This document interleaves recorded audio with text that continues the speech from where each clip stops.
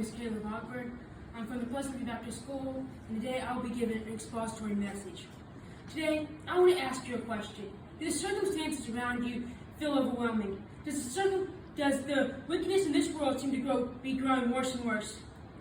The issues of abortion and sodomy run rampant throughout this nation. You have no control over the circumstances in your life.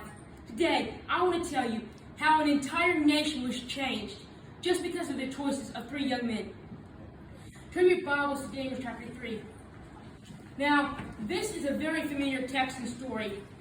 And as I said before, I want to tell you how the actions of three young men changed the king's word and an entire nation. These young men are referred to as Shadrach, Meshach, and Abednego. Their names were changed from their Hebrew names by the Babylonian Empire in an attempt to conform them into Babylonians. The name Shadrach was changed from Hananiah, which meant God is gracious. Meshach was changed from Mishael, which meant who is what God is. And Abednego was changed from Azariah, which meant the Lord has helped. As young men, they had heard the preaching of Jeremiah and were grounded in faith. Then, in 587 BC, Nebuchadnezzar, the king of Babylon, invaded Jerusalem, destroyed it, and took these young men captive. He took them back to Babylon, which was over 400 miles away, which would have been a 3-week journey. They were ripped out of their environment.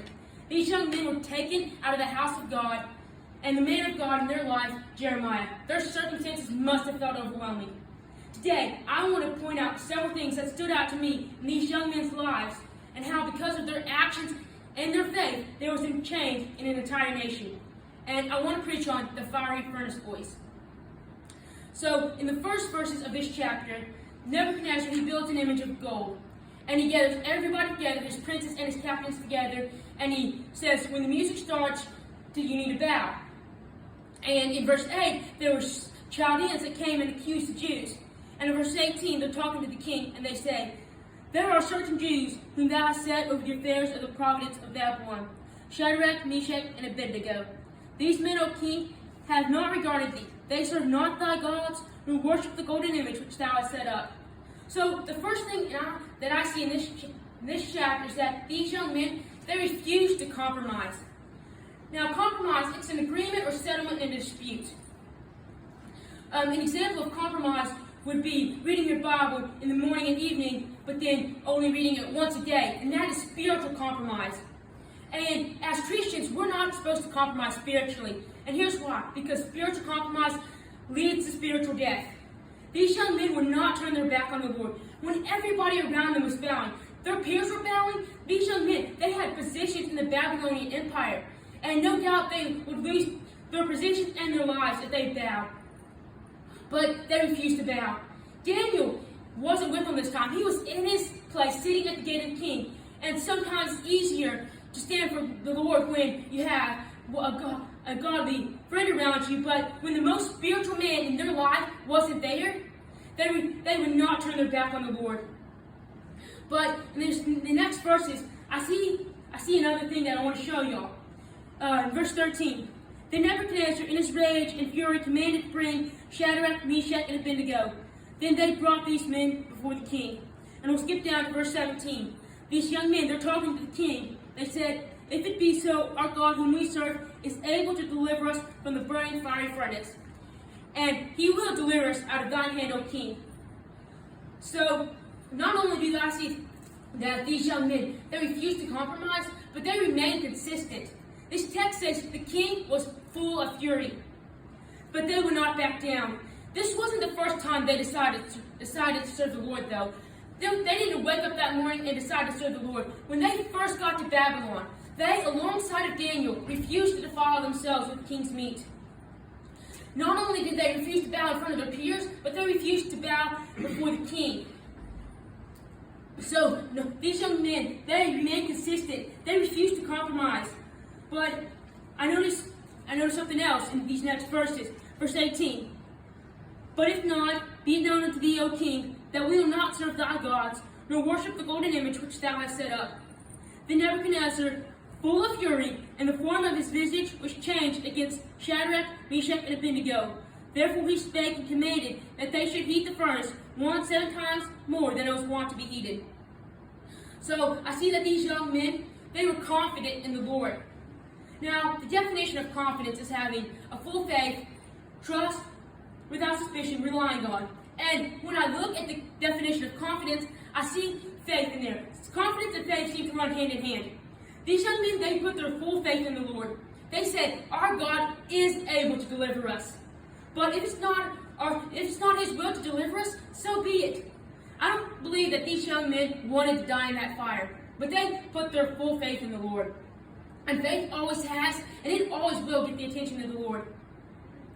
So these young men, they would not compromise. They stayed consistent, and they were confident in the Lord. But I noticed something amazing in these next verses. Verse 20, and he, referring to the king, commanded the most mighty men that were in his army to bind Shadrach, Meshach, and Abednego, and cast them into the burning fiery furnace. Skip down to verse 24. Then Nebuchadnezzar, the king, was stone-eyed, and rose up in haste, and spake, and said unto his counselors, Did we not cast 3 men bound to the midst of the fire? And they answered and said unto the king, True, O king. And he answered and said, Lo, I see 4 men loose, walking in the midst of the fire, and they have no hurt. And the form of the 4th is like the Son of God.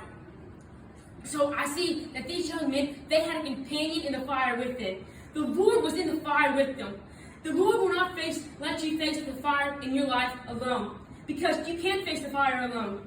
Even if just one of these young men had refused to bow, he would not have had to face that fire alone. But I find it amazing that Nebuchadnezzar knew the form of the Son of God. And I believe he knew that because of these young men's testimony. Because if you look back in verse 15, he says, And who is that God that shall deliver you out of my hands? And he says, that God with the capital G. And I would believe that he was referring to the God of heaven, because when he talks about his gods, he puts a lowercase g. But when he mentioned the God of heaven, he makes a capital G. So he knew the form of the Son of God because of these young men's testimony. So these young men, they had a companion in the fire. But I noticed something neat as well in these next verses. Verse 26.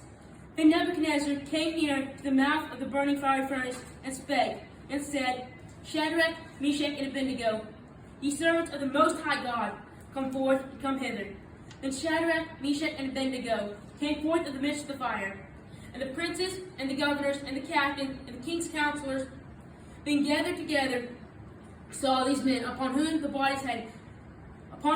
bodies the fire had no power, nor was the head of their head singed, neither were their coats changed, nor the smell of fire had passed on them. So I see that these young men, they were not consumed. The men that threw them into the fire were the most mighty men in the Babylonian army, and they were consumed. But these young men, they did not even have the smell of fire on them, which is amazing to me, because if you've ever started a fire, that smell of smoke gets on you. But this says that they didn't even have the smell of fire on them. It says, nor was the head of their hair singed. And that's amazing too, because your hair is one of the most flammable parts of the body. It's one of the first parts of your body that will burn. But it wasn't even singed. And I see that it says the fire had no power on them, because they refused to compromise. They remained consistent. And so God was in the fire, and God has control over the fire, and He did not allow the fire to have any power over them. And as amazing as them not being consumed was, that's not my main point is found in the end of these verses. Verse 28. Then Nebuchadnezzar spake and said, Blessed be the God of Shadrach, Meshach, and Abednego, who hath sent his angel and delivered his servants that trusted in him, and have changed the king's word, and yielded their bodies, that they might not serve nor worship any god except their own God. Therefore I make a decree, that every people, nation, and language which speak anything amiss the God of Shadrach, Meshach, and Abednego shall be cut into pieces, and their houses shall be made a dunghill, because there is no other God that can deliver after this sort. Then the king promoted Shadrach, Meshach, and Abednego in the province of Babylon. So now I see a change.